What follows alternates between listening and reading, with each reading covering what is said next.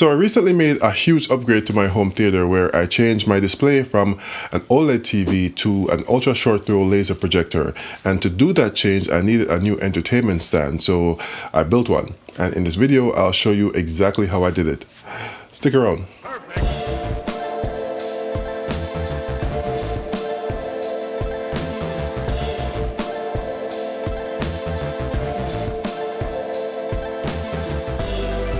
Hey guys, it's the Villaman here, home theater enthusiast and all-around tech lover. And if you thought that on this channel we just review and compare audio and video tech, then you are sorely mistaken, because I like to do DIY projects too. And I've done some in the past where I've installed these speakers that you see in the my Atmos in-ceiling speakers. But in this video, I'll be showing you how I created my new entertainment stand. Now this will be a totally custom build, but I'll be using some readily available materials. So I'll be walking you through what those materials are during the video and why I chose them. So for this build, I wanted something where the shelves were adjustable and something that actually looked good and fit into my home theater. And the specific look was actually inspired by some lamps I made a couple years back. Now this project wasn't necessarily difficult, but it was time consuming. Now I don't want to talk too long in the intro because we have some work to do, but if you're new to the channel and you haven't subscribed yet, then you know what to do. Alright, I've talked enough. Let's get into it. So let's talk a little bit about the wood that we'll be using. Now what we have here is unfinished birch. Now it's a butcher block intended for countertops, but it'll work very well for our purposes. Now it measures 50 by 25 by 1.5 thickness, and we don't need all of that depth. So of the 25 inches, I think I'll cut off say 16 inches to make it 19 inches, which is the standard depth of home theater furniture. It's unfinished, so when we're done, we can stain and seal it in whatever finish we'd like.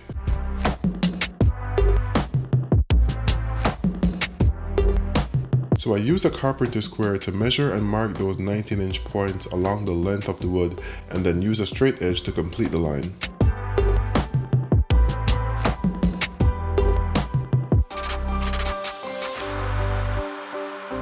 I do this for all three pieces, and once that's complete, it's time to do some sawing. Oh yeah. But before we even think about sawing, we have to accessorize, because there's no point having an entertainment center if you don't have eyes, because then you won't need entertainment now, will you?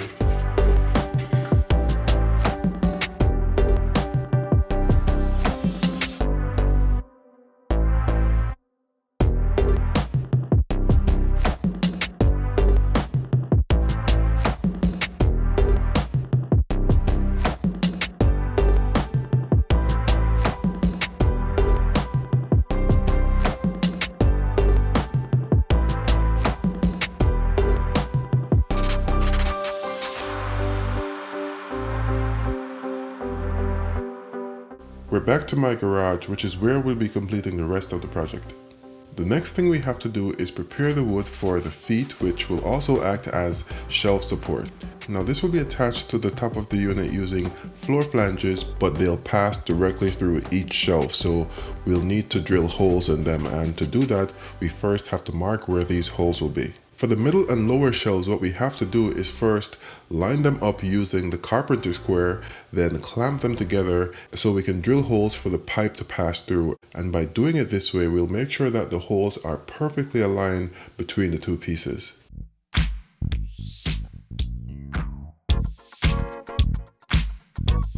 We started with the middle and lower shelves because those are the most critical, but to find out where the hole will actually be drilled, we need to use the actual floor flange. We place the flange in the corner of the wood and measure a ½ inch between the edge and the flange at its closest point at both corners, and then mark those spots. We then trace the circle in the middle of the flange, and now we have our spot to drill. The lines you drew will now be the guide for where you should place the flange, so you can use the inner circle to trace the hole that you need to drill. Then we start to drilling, at least try to.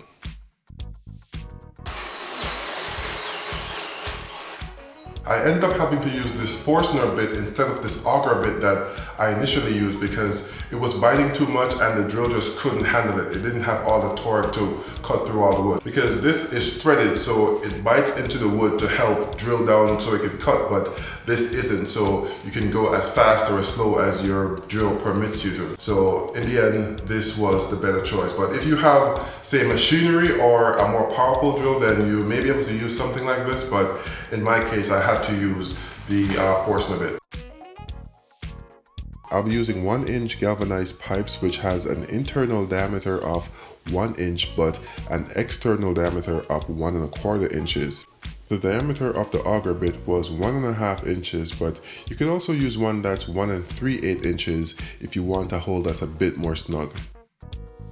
After that, I had to finish off the holes on the lower shelf because the bit wasn't long enough to actually go through both of them completely.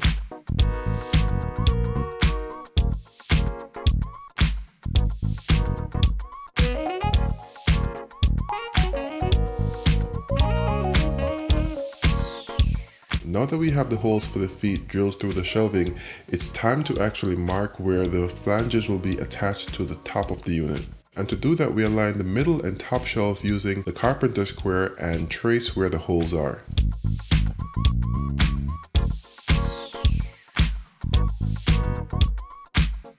After that, we do some sanding of the edges that we cut with some 320 grit sandpaper to smooth it out.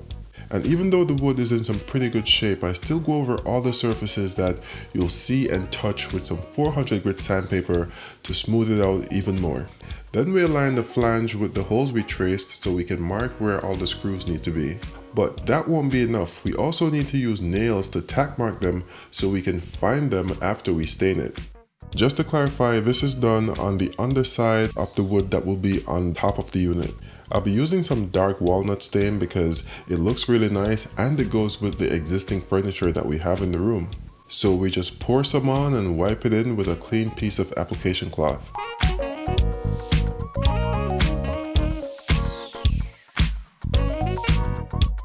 Whether you're sanding or staining, make sure to go in the direction of the wood grain.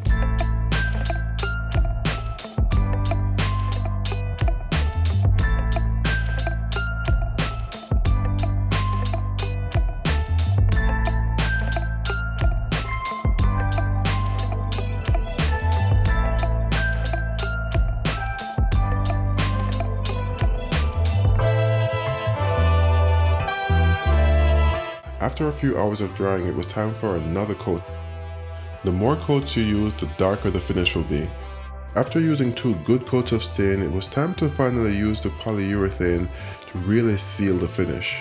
The gloves I'm wearing is for food prep, but who would have thought it works great for staining too? The more you know. After drying for another few hours, it was time to put one of 2 coats of polyurethane on. I'm using some Minwax fast drying polyurethane, which has a clear satin finish because I prefer that on my furniture. It's important to make the application as smooth as possible to avoid air bubbles because they are not your friend.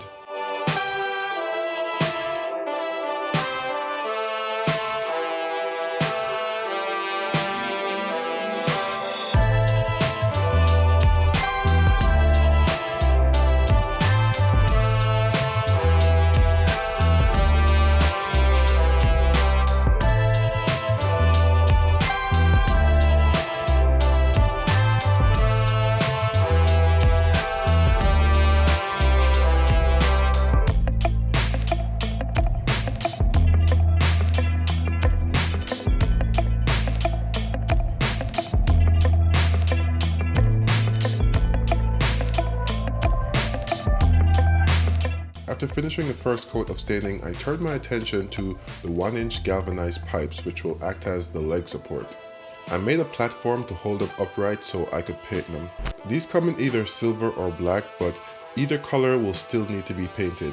So I made a platform where I could hold them upright while I painted them with some Rust-Oleum matte black paint. I went to the school of minimal waste spray painting, so I tried to get as much coverage with each pass. I also painted another 8 floor flanges and 8 1 1/4 inch stainless steel clamps. After the polyurethane was dry, it was time to sand it with some 400 grit sandpaper so I could apply another final coat.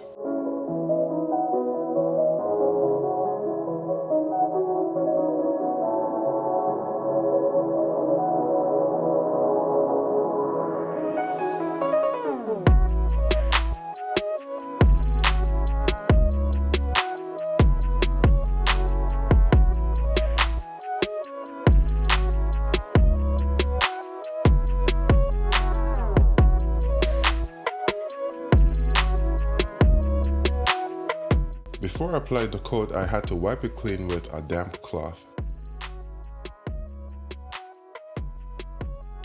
I put the coat on being extra mindful of air bubbles because those will not come out and they will show in the final finish if they are there.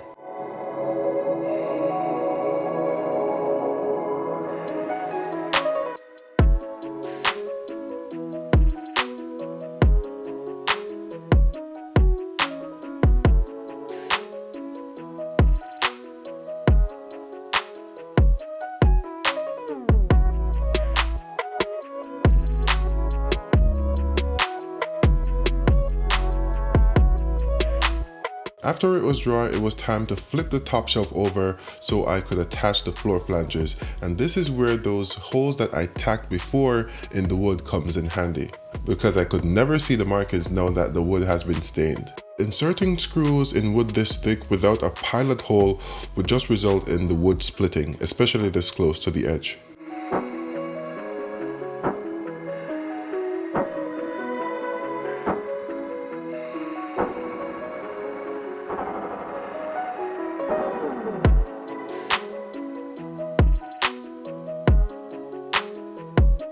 Now we can attach the pipes to the top shelf using the floor flanges.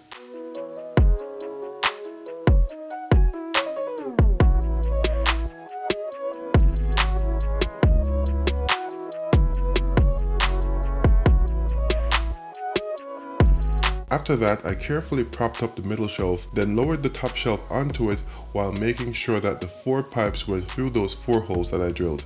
Now I'll have enough clearance to install the steel clamps at the desired height, which is 7.5 inches above the ground. I then repeated the same steps for the lower shelf, and those clamps were attached at 1 inch above ground. While doing this, I wrapped the pipes in some soft fiber materials so I wouldn't scratch the finish accidentally. After that, I installed the remaining 4 flanges for the feet and I was done. Perfect!